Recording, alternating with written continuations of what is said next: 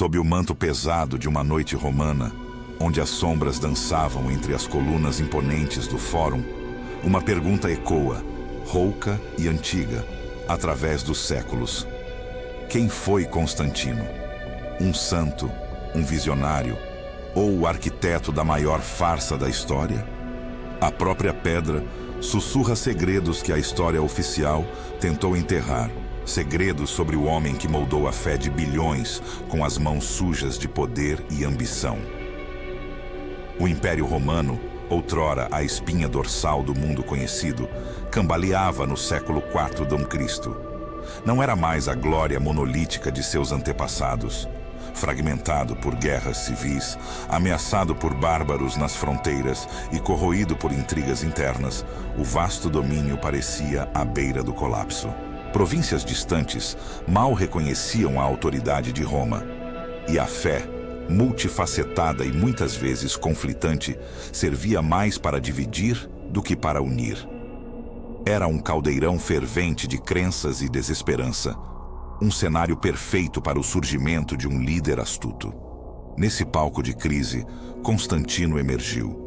Sua figura imponente, muitas vezes retratada com a auréola da santidade, escondeu por muito tempo uma verdade incômoda. Ele era, em sua essência, um pagão devoto. Seus primeiros anos foram marcados pela adoração inabalável ao Sol Invictus, o Sol Invicto, uma divindade solar cujo culto prometia vitória e poder. Templos grandiosos erguiam-se em sua homenagem, e Constantino, o imperador, participava ativamente de rituais suntuosos, sua devoção visível em cada gesto, em cada sacrifício oferecido. Imagens de moedas da época o mostram com a coroa radiante do sol, um símbolo inconfundível de sua fé original. Mas o destino, ou talvez a ambição calculada, tinha outros planos. A Batalha da Ponte Milvia, em 312 d.C., tornou-se o divisor de águas, o ponto de viragem que a história oficial abraçaria como a conversão de Constantino. A lenda fala de uma visão divina, de uma cruz luminosa nos céus e das palavras "In hoc signo vinces", com este sinal vencerás. Constantino, um general desesperado à beira de uma batalha decisiva, supostamente adotou o símbolo cristão e saiu vitorioso. Mas seria essa conversão um ato de fé genuína ou um movimento político brilhante, projetado para unificar as crescentes facções cristãs com a maioria pagã sob uma nova bandeira? A dúvida persiste.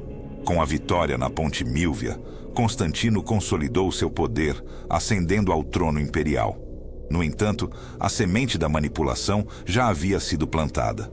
Ele se apresentou como o protetor do cristianismo, um defensor da nova fé, enquanto nos bastidores continuava a jogar um duplo jogo. Símbolos pagãos adornavam suas moedas e monumentos, e o culto ao Sol Invictus persistia, com Constantino, promovendo-o abertamente. O domingo, dia sagrado para os adoradores do Sol, foi decretado dia de descanso, um aceno sutil, mas poderoso, à sua antiga devoção, agora convenientemente integrado ao calendário cristão. A ambiguidade de suas ações era gritante. Constantino era um mestre da conveniência, um estrategista que via na religião não apenas um caminho para o céu, mas uma ferramenta poderosa para a governança terrena. Então, veio a decisão que mudaria para sempre o curso da história religiosa. A convocação de um concílio ecumênico. Seria para a fé ou para o poder? A resposta, como veremos, estava enraizada em uma manipulação calculada que até hoje reverbera. Antes de continuarmos, se você está intrigado com o que a história oficial esconde, inscreva-se no canal e nos diga nos comentários de onde você está assistindo.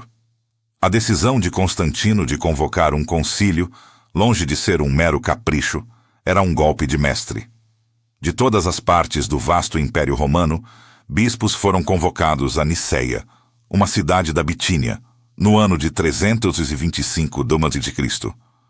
Era um evento sem precedentes, Um espetáculo de poder e fé que reuniria as mentes mais influentes do cristianismo.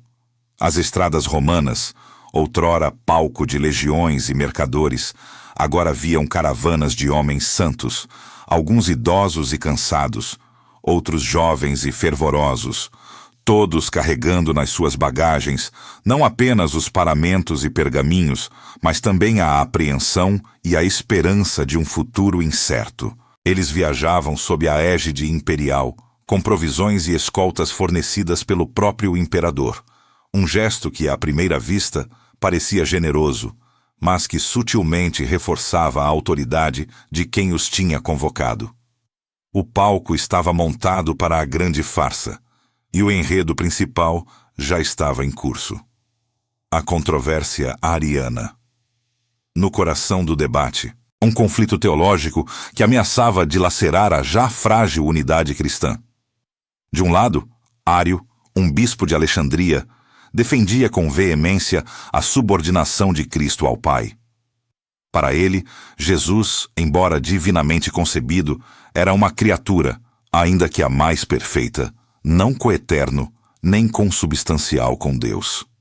Do outro, o jovem e impetuoso Atanásio, um diácono que se tornaria figura central, defendia com ardor a divindade plena de Cristo, argumentando que negar a sua consubstancialidade com o Pai seria minar a própria essência da salvação. Este não era apenas um debate de palavras e doutrinas, era um embate de poder velado, onde cada facção buscava prevalecer, e Constantino, o imperador, observava com interesse calculista. A intervenção imperial foi o ponto crucial. Constantino não presidiu o concílio como um mero observador devoto, mas como o árbitro final, o mediador supremo de uma disputa que ele, na verdade, tinha interesse em resolver rapidamente e a seu favor. Com vestes imponentes, talvez mais dignas de um deus-rei pagão do que de um humilde servo de Cristo, ele abriu as sessões, seu olhar penetrante varrendo a assembleia. A sua presença era um lembrete constante de quem detinha o poder supremo no império, e, por extensão, sobre o futuro da Igreja. Suas palavras iniciais, embora revestidas de piedade e desejo de unidade, eram, na verdade, uma declaração de intenções. A unidade religiosa era vital para a estabilidade do império. A pressão e a intimidação pairavam no ar como uma névoa densa e inescapável. A presença de soldados romanos, discretamente posicionados, mas inegavelmente visíveis, servia como um lembrete silencioso das consequências de qualquer desobediência. O ambiente de tensão era palpável. Bispos que se atrevessem a desafiar abertamente a vontade imperial sabiam que não enfrentariam apenas a desaprovação teológica, mas também a ira de Roma.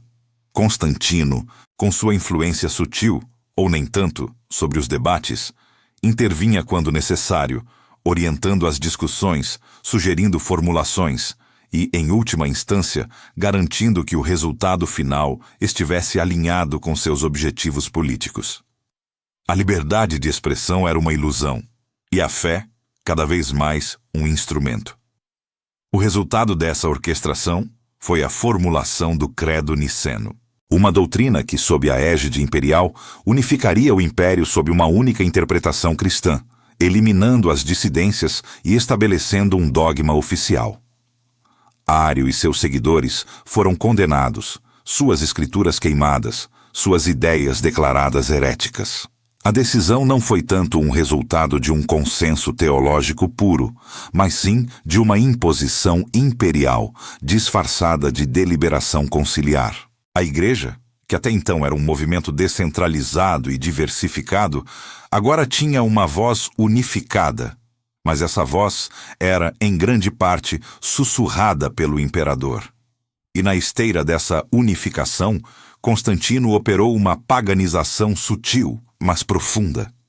Elementos pagãos foram habilmente fundidos com a nova fé, adaptados e ressignificados para facilitar a conversão em massa e a aceitação popular. O domingo, o dia sagrado do Sol Invictus, foi oficialmente estabelecido como o dia de guarda cristão. Festivais pagãos antigos foram gradualmente absorvidos e transformados em celebrações cristãs, suas datas e rituais adaptados para servir à nova religião estatal. O que antes era veneração ao sol, à fertilidade ou aos deuses romanos, agora se tornava parte da prática cristã. Uma transição suave que minimizava o choque cultural e maximizava a adesão. O Concílio de Nicéia, portanto, revelou-se uma jogada mestra de Constantino. Não foi apenas um evento teológico, mas uma manobra política genial para criar uma religião de controle estatal, disfarçada de união espiritual. Uma fé que pudesse ser usada para governar, para pacificar, para unificar um império fragmentado. A Igreja, despojada de sua autonomia e de sua diversidade, tornou-se assim uma ferramenta poderosa nas mãos do poder temporal. A semente da manipulação plantada na Ponte Milvia floresceu em Nicéia. E os frutos dessa árvore seriam colhidos por séculos, moldando o destino de bilhões e a relação entre fé e poder até os dias de hoje. As consequências imediatas da farsa de Nicéia foram profundas e de longo alcance. A perseguição aos arianos, rotulados como hereges, intensificou-se, tornando-se uma política de Estado. Bispos que se recusavam a assinar o credo niceno eram exilados, suas igrejas confiscadas e seus seguidores marginalizados. A unificação religiosa, sob a égide imperial, não era um convite à diversidade, mas uma exigência de conformidade. Constantino não apenas estabeleceu um dogma, ele forjou uma arma de controle, consolidando o poder imperial através de uma religião que agora lhe devia lealdade e obediência. A cruz, outrora símbolo de martírio e resistência, tornou-se, nas mãos do imperador, um estandarte de autoridade e supressão da dissidência. Assim, sob a tutela de Constantino, o cristianismo passou por uma metamorfose radical. De uma fé perseguida e descentralizada, transformou-se em uma ferramenta de poder político, uma extensão do próprio império. A Igreja, antes uma comunidade de fiéis, tornou-se uma instituição hierárquica e burocrática, espelhando a estrutura romana. Os bispos, outrora líderes espirituais, agora eram funcionários imperiais, com privilégios e responsabilidades que os atavam ao Estado. A teologia, antes um campo de debate fervoroso, foi padronizada e dogmatizada, com o imperador como o guardião final da ortodoxia. A ideia de uma religião estatal, onde a fé servia aos propósitos do poder temporal, havia nascido. Nesse processo, símbolos foram roubados e ressignificados com uma astúcia notável. O Natal, por exemplo, não era uma celebração cristã original. Sua data e muitos de seus rituais foram deliberadamente sobrepostos às festividades pagãs do Sol Invicto, que comemoravam o solstício de inverno e o renascimento do Sol.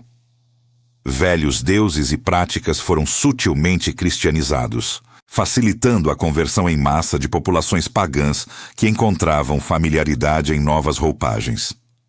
A árvore de Natal, o uso de velas, a troca de presentes, muitos desses elementos ancestrais foram incorporados, diluindo a pureza original da fé e criando uma religião sincrética, palatável para as massas. Não era conversão genuína, mas sim uma fusão conveniente. A história oficial, escrita pelos vencedores, obscureceu essa realidade por séculos.